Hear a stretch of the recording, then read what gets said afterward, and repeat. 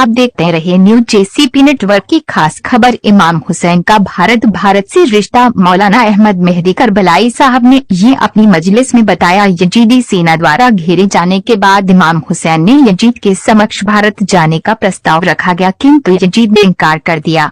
बाद में इमाम हुसैन की ज्यादातर अनुयायी सूफी संतों के रूप में भारत आकर बस गए। विश्व में शहादत इमाम हुसैन का पहला राष्ट्रीय शोक भारत में विक्रमादित्य प्रथम के शासनकाल में 3 दिन किया गया। आजाद भारत का पहला मुस्लिम राष्ट्रीय अवकाश मुहर्रम घोषित हुआ। इमाम हुसैन की सहायता के लिए सर्वप्रथम भारत से ही सेना भेजी गई। दुर्भाग्यवश जब तक सेना पहुंची तब तक हुसैन की शहादत हो गई। बाद में इसी सेना ने अमीर मुख्तार के साथ मिलकर इमाम हुसैन के कत्ल का इंतकाम लिया। इराक के करबला में मुहर्रम के महीने में आपके रोजे में काला पर्दा डाल दिया जाता है। वहाँ ऐसी धारणा है कि मुहर्रम के 10 दिन इमाम हुसैन भारत चले जाते हैं। ताजियादारी की शुरुआत सबसे पहले भारत से हुई। सूफी संतों से प्रेरित होकर अमीर तैमूरलंग ने भी अपने शासनकाल में ताजियादारी की शुरुआत करी। पहला अलम जुलूस अयोध्या से निकाला गया। Asif Faridi, bureau chief, Firozabad. आपका भी शुक्रगुजार हूँ। हमारे पूर्व चेयरमैन अब्दुल वाहिद साहब भी यहाँ तशरीफ फरमाए, मेरे गुरु भी यहाँ तशरीफ फरमाए, जनाब आशुतोष साहब। देखिए, जब भी हम किसी चीज़ को पढ़ते हैं, जब भी हम किसी चीज़ को देखते हैं, तो उसके देखने के 2 नज़रिए होते हैं। एक होता है माइक्रो व्यू, एक होता है मैक्रो व्यू।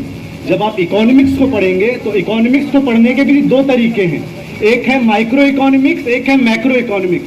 आप बायोलॉजी के टीचर हैं, मेरी बात की तायद करेंगे। बायोलॉजी में भी 2 बायोलॉजीज हैं, एक है माइक्रो बायोलॉजी, एक है मैक्रो बायोलॉजी।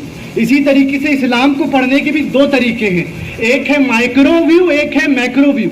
जब आप इस्लाम के मैक्रो व्यू को देखेंगे तो आपको पता चलेगा इस्लाम का मैक्रो व्यू है नमाज, रोजा, हज, ज़कात, खुम्स। लेकिन जब आप इस्लाम के माइक्रो व्यू में जाएंगे तो आपको पता चलेगा इस्लाम का माइक्रो व्यू है ह्यूमैनिटी, जस्टिस, डेमोक्रेटिक वैल्यूज। ये है इस्लाम का माइक्रो व्यू। इस माइक्रो व्यू को हमें समझने की जरूरत है। इस्लाम हमें ह्यूमैनिटी सिखाता है, इस्लाम हमें जस्टिस सिखाता है, इस्लाम हमें डेमोक्रेटिक वैल्यूज सिखाता है। आपको पता है करबला का वाकया है क्या? मौला हुसैन करबला में पहुंचे तो जो घेर के मौला को लेके आए थे करबला में, उनका पानी खत्म हो गया, क्योंकि करबला तो सहरा है, जंगल है। जो लोग ज्योग्राफी पढ़ते हैं वो मेरी बात की तायद करेंगे। तो जब वहां उनका पानी खत्म हो गया तो मौला हुसैन ने कहा, देखो तुम मुझे शहीद करने आए हो, मैं तुम्हें अपना पानी पिलाता हूं। आपको पता है ये होता है डेमोक्रेटिक वैल्यू का मतलब, ये होता है ह्यूमैनिटी का मतलब। इसे कहते हैं जस्टिस, इसे कहते हैं ह्यूमन राइट्स। आपको पता है कि करबला है क्या? आपको पता है ताजिया है क्या? ताजिया कहते हैं मौला हुसैन की कब्र की छवि बनाने का नाम ताजिया है। मेरी रिसर्च है, इंडिया में कुल 7 लाख गांव हैं, जिसमें से 6,80,000 गांव हुसैन का ताजिया उठाते हैं।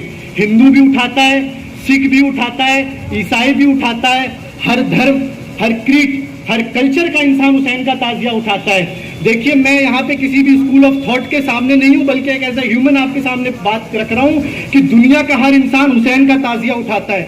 आप उससे पूछेंगे, भाई ताजिया तो उठा रहे हो, आप करबला कमेटी का अध्यक्ष, मेरी बात की तायद करेंगे, भाई ताजिया तो उठा रहे हो, लेकिन जो जी के मरता है वो तो कब्रिस्तान जाता है ना, करबला क्यों जा रहा है? तो शायद वो आपको जवाब दे, जो जी के मरता है वो कब्रिस्तान जाता है, जो मर के जीता है वो करबला जाता है। कि मिट्टी में मिला दे मैं तेरा हो नहीं सकता, अब इससे ज्यादा तो मैं तेरा हो नहीं सकता, बस तू मेरी आवाज से आवाज मिला दे, फिर देश के इस देश में क्या हो नहीं सकता। बहुत